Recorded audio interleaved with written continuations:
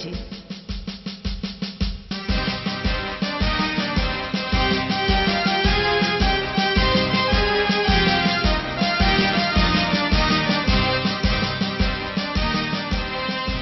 প্রিয় নেতাজি, অনেক দিন ধরেই তোমাকে চিঠি লিখব ভাবছিলাম, কিছুতেই আর হয়ে উঠছিল না।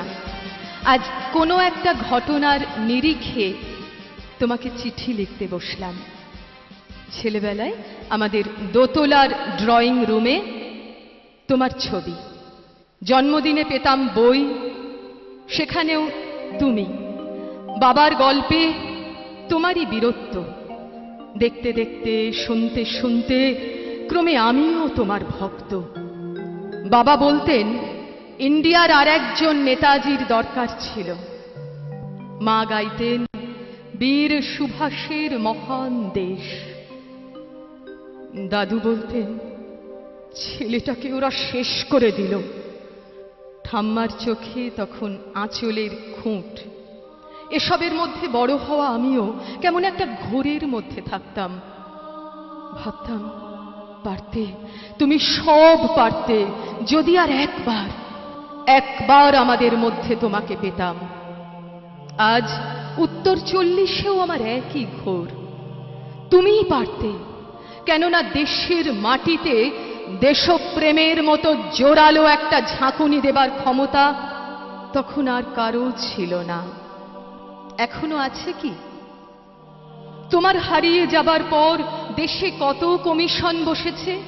ভারতের পূর্ব, পশ্চিম, উত্তর, দক্ষিণে কোনো পীর, কোনো সন্ত, কোনো দয়ালু বৃদ্ধকে দেখে ভুল করেছে সবাই, ছুটে গেছে তুমি মনে করে, কিন্তু ফিরেছে মাথা নেড়ে, তবু তোমাকে পাবার আশায় বুক বেঁধেছে।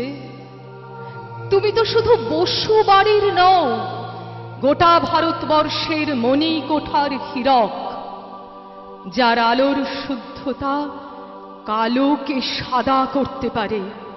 এই বিশ্বাসে ভর করে সবাই ভেবেছিল তুমি আসবেই, কিন্তু এলে না। কেটে গেল অনেকগুলো বছর, পেরিয়ে এলাম জীবনের অনেক গলি ঘুঁজি। তুমি এখন বিমানবন্দরে, সভা সমিতিতে, রিসার্চ ব্যুরোতে, এমনকি ছেলের নামকরণেও। শুধু হৃদয়ে যেন দোলা দেয় না। জানো, তোমার জন্মদিনটা এখন সবাই ছুটির দিন বলে আয়েশ করে উপভোগ করে। আর ছেলেরা, তারা তো এখন দেশ থেকে বিদেশের খবরই বেশি রাখে। আর মেয়েরা, তারাও স্বাধীনতার ভেলায় চড়ে হতচকিত।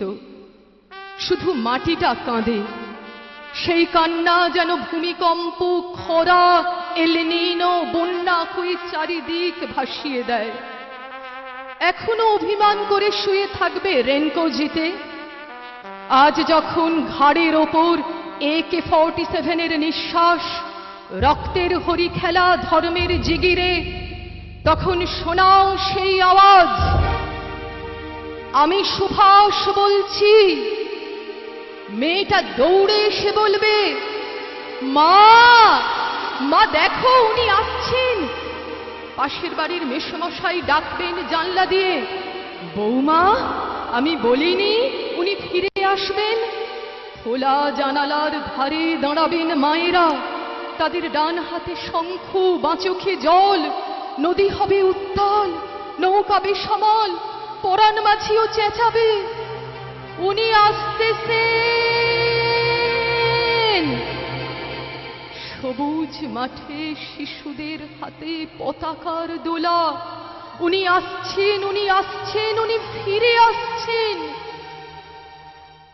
তোমার হারিয়ে যাওয়া জন্মদিনের ভেতর থেকে উঠে আসুক আর একটাতেই সে। আজ স্বাধীনতার ঠিক আগের মুহূর্তে দাঁড়িয়ে তোমাকে আমার এই চিঠি। প্রণাম নিও। ভালো থেকো নেতাজি, প্রণাম নিও।